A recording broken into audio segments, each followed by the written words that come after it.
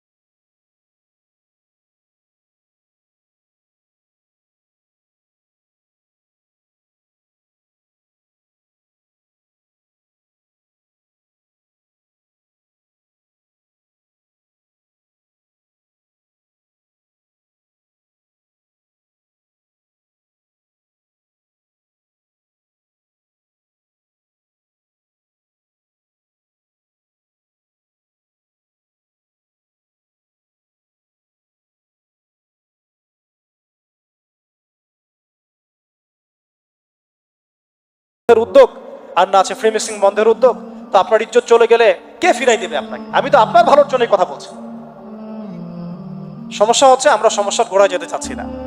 আজকে এই কথাটা আমি এখানে বলতে চাই নাই, শুধু কথা প্রসঙ্গে চলে আসছে যে এই যে মেয়েটা কাতরাতে কাতরাতে মারা গেল আজকে, আপনারা দেখে নিয়েন 3 মাসের মধ্যে এই মেয়েটাকে সবাই ভুলে যান। সমস্যার গোড়ায় আসেন। সমস্যার গোড়া হচ্ছে আল্লাহর জমিনে আল্লাহর দ্বীন ইসলাম বাস্তবায়ন না হওয়া পর্যন্ত এই মানবতার মুক্তির কোনো রাস্তা নাই। আল্লাহর কসম করে বলতেছি, আল্লাহর জমিনে ইসলাম, কোরআন, সুন্নাহ, রাসূলের আদর্শ বাস্তবায়ন হওয়ার আগ পর্যন্ত এই জাতির স্বাধীনতা বলে কোনো শব্দ নাই। এই মানবতার মুক্তির কোনো পথ নাই। কেউ আমরা স্বাধীন না, কেউ আমরা আমাদের ইনসাফ ন্যায্য অধিকারটুকু পাবো না। কালকে আপনার ঘরে এই সমস্যাগুলো আসলে আপনি এটাকে প্রতিহত করতে পারবেন না। বিচার চেয়ে বেড়াবেন এক মন্ত্রণালয় থেকে আরেক মন্ত্রণালয়ে, ফাইল ঘুরতে থাকবে, আপনার কেস বন্ধ হয়ে যাবে, আপনার বোনের ইজ্জত ফিরে আসবে না। আর রাসূল সাল্লাল্লাহু আলাইহি ওয়াসাল্লামের জামানায় আপনি আমাকে রেপের ঘটনা দেখান কয়টা ঘটেছে? সাহাবীদের জামানায় রেপের ঘটনা দেখান কয়টা ঘটেছে?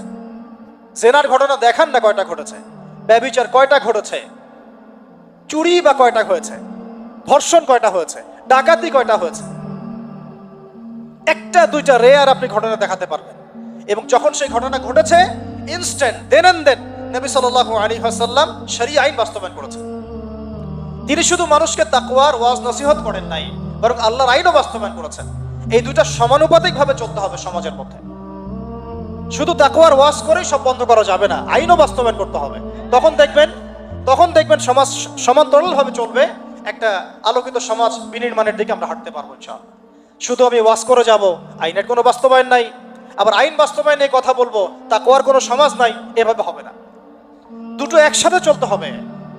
আমরা দুটো থেকেই সমাজকে বিচ্ছিন্ন করে ফেলছি। স্কুল লাইফ থেকে তাকওয়ার শিক্ষাটাকে আস্তে আস্তে শেষ করে ফেলছি। আমি তো দেখালাম তাকওয়া তো শিখবেন আপনি কোরআন থেকে, হাদিস থেকে, সিরাত থেকে, সেটাই তো আমরা পড়ি নাই। আমি চ্যালেঞ্জ করতে পারি আমাদের স্টুডেন্টদেরকে, আল কোরআনুল কারীমের 10টা সূরার অর্থ তারা বলতে পারবেন না। হাদিসের মধ্যে 100টা হাদিস তারা মুখস্থ বলতে পারবেন না। রাসূল সাল্লাল্লাহু আলাইহি ওয়াসাল্লাম পবিত্র জীবনী তারা 20 বছরে একটা কিতাবও একাডেমিক্যালি পড়েন নাই। ইসলামের ইতিহাসের একটা কিতাব একাডেমিক্যালি পড়ানো হয় নাই। তাজকিয়া সংক্রান্ত একটা কিতাব পড়ানো হয় নাই। ফিকহের উসুলে ফিকহ ছাড়া আপনি কিভাবে চলবেন? ফিকহের একটা কিতাব পড়ানো হয় নাই। তাহলে এই জাতিটাকে আপনি কিভাবে ইসলামের দিকে নিয়ে আসবেন? শিক্ষা ছাড়া। শিক্ষা না থাকলে, ইলম না থাকলে আমল কিভাবে আসবে? আমল না থাকলে তাজকিয়া কিভাবে আসবে? তাজকিয়া না থাকলে আত্মশুদ্ধি কেমনে আসবে? আর কিভাবে আমরা সৎ পথে থাকবো, অসৎ পথ থেকে দূরে থাকবো? কিভাবে আমাদের মধ্যে আল্লাহ ভীতি জাগ্রত হবে? আর আল্লাহ ভীতি যদি জাগ্রত না হয়, আমি গুনাহ থেকে কেন দূরে থাকবো? যার মধ্যে আল্লাহর ভয় নাই সে গুনাহ থেকে কেন দূরে থাকবে? তার মধ্যে তো আল্লাহর ভয় নাই। আমরা তাকওয়া বিবর্জিত সমাজ প্রতিষ্ঠার দিকে এত মেহনত করেছে বিগত প্রায় 50, 60, 70 বছর থেকে। কিন্তু আগামীর বাংলাদেশে আমরা এটা আর দেখতে চাই না। আমরা আগামীর বাংলাদেশে দেখতে চাই প্রত্যেকটা সেক্টরে যেন তাকওয়া নিশ্চিত হয় এমন ব্যবস্থা গ্রহণ করতে হবে, এবং একই সাথে আল্লাহ রাব্বুল আলামিনের জমিনে আল্লাহর বিধানগুলোও বাস্তবায়ন করতে হবে। শুধু তাত্ত্বিক কথাবার্তা বলে, দুঃখ প্রকাশ করে, শোক প্রকাশ করে কোনো লাভ হবে না, যতক্ষণ পর্যন্ত না আমরা আল্লাহ পাকের জমিনে তার আইন এবং বিচারগুলোকে বাস্তবায়ন করতে পারবো। আর আল্লাহর কসম করে বলছি, আল্লাহর জমিনে আল্লাহর বিধান বাস্তবায়ন হলে সমাজে পাপের হার তো কমে আসবেই। সমাজে পাপের হার তো কমে আসবে। কোনো কাফের, মুশরিক, মুরতাদ জনগোষ্ঠী আমাদের দিকে চোখ তুলে তাকাতে পারবে না ইনশাআল্লাহ। আমাদেরকে দাসত্ব শৃঙ্খলে আবদ্ধ করতে পারবে না ইনশাআল্লাহ। সব কথার শেষ কথা ভাই, যে আমরা দুনিয়াতে এসেছি লিমিটেড টাইমের জন্য। এই সময়টুকুতে যদি আমরা হেলায় ফেলায় দুনিয়ার জীবনটাকে নষ্ট করি, আমাদের দিনটাকে ঠাট্টা ছলে গ্রহণ করি, কোরআনকে মূল্যায়ন না করি, হাদিসকে মূল্যায়ন না করি, আল্লাহর দেয় এই সুযোগগুলো, রমাদান, এই কোরআন, এই তারাবি, তাহাজ্জুদ, এই সাদাকা, এই তাকওয়া, এগুলোকে মূল্যায়ন না করি, তাহলে ক্ষতিগ্রস্ত আমরা হব, আর কেউ হবে না। ক্ষতিগ্রস্ত এই পৃথিবীতে অন্য কেউ হবে না, বরং আমরাই হব। আল্লাহ পাক আমাদের সবাইকে পরকালীন চূড়ান্ত ক্ষতি থেকে আল্লাহ হেফাজত করেন, এবং দুনিয়াতে যে ফিতনা, ফাসাদ, এই রাহাজানি চলছে, এগুলো থেকে মুক্তির পথ যে একমাত্র ইসলাম, এইটা বোঝার তৌফিক আমাদেরকে দান করেন।